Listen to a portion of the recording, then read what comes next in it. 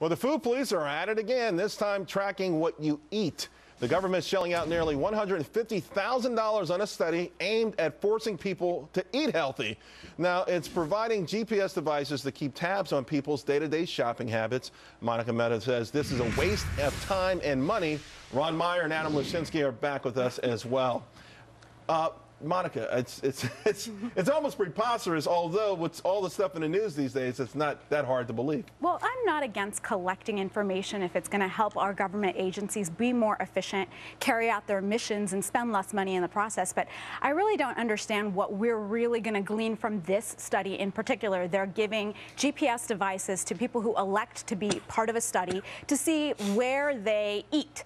And, you know, in general, this is targeting fast food establishments. And I think the conclusion should be fairly straightforward and using common sense. People eat where it's convenient. Why do we need a study for this? Well, Ron, why do you think we need a study for this? Is there something nefarious going on here?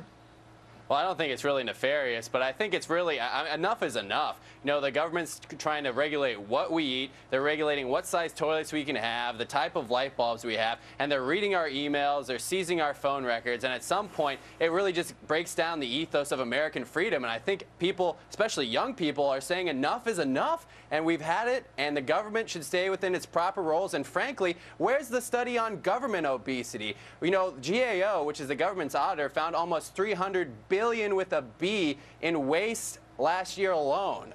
And where's the study on that? How we can cut that? Adam, I got a funny feeling when it's all said and done, they're going to say, you know what, people go to restaurants, they go to supermarkets, and sometimes they eat a hot dog at the hot dog stand. Is it worth all the effort and time and money?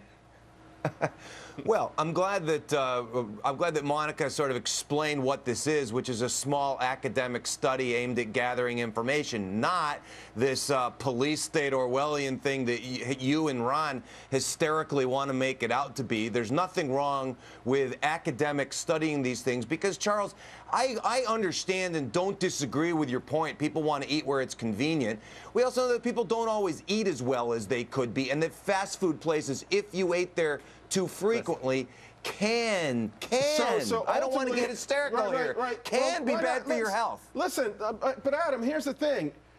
I know what's going to happen. I know that they're going to get the results of this study, and they're going to use it as part of this sort of war against these fast food restaurants, against the notion of food deserts, and to push an agenda that, quite frankly, is against personal freedoms. And that's why I'm worried about it, and I think we all should be somewhat hysterical.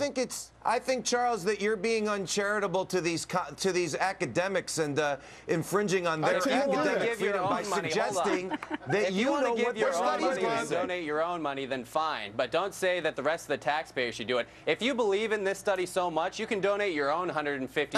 There's a great deal of low-hanging fruit that we're ignoring altogether. The FDA should be the agency that's responsible for looking into the chemicals that we put into food and the fact that we're using corn to be a major sweetener in a lot of our foods, and that's really compounding this obesity problem. You're very smart. Why isn't the FDA focusing on that? Well, they are, but why do you think these kind of studies exist? I mean, really, what's the real objective here?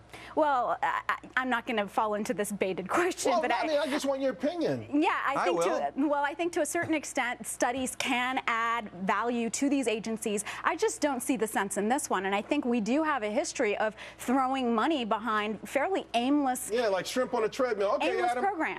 Give it to us. Give us the reason we're doing this. Well, I actually think we're having this is a good conversation. I mean, I think Ron would say we shouldn't be doing this study or any other study. And so we wouldn't have come up with, cures for cancer, the internet, things that the government has contributed to. If you want to go item by item and say, I should pay, hold on, I'm not done. I should pay for them instead of the United States government, fine. I think the United States government funding certain academic studies is an excellent idea and has been true historically for a very long time. But not every study adds value, and I think that's the other side of this coin. Of course not. But yeah, and the internet did not come out of academia. I hate to break it to you. And this has nothing to do with finding innovation. No, it came out of government funding we're not talking about defense industry programs. We're just talking about this program in particular. Stop trying to distract us. The fact of the matter is, this program is designed to see how universities were highly involved in that project, in that DARPA project. Go ahead, Ron. Listen. Listen, Ron, let's get back to the basic premise here, though. The government is collecting all kinds of data on every aspect of our lives. I'm not sure that it's all Not in this going, study, they're not. No, all different studies, all combined, all the spying, all the snooping. They're collecting a bunch of data on us, and it doesn't feel like it's all for good reasons.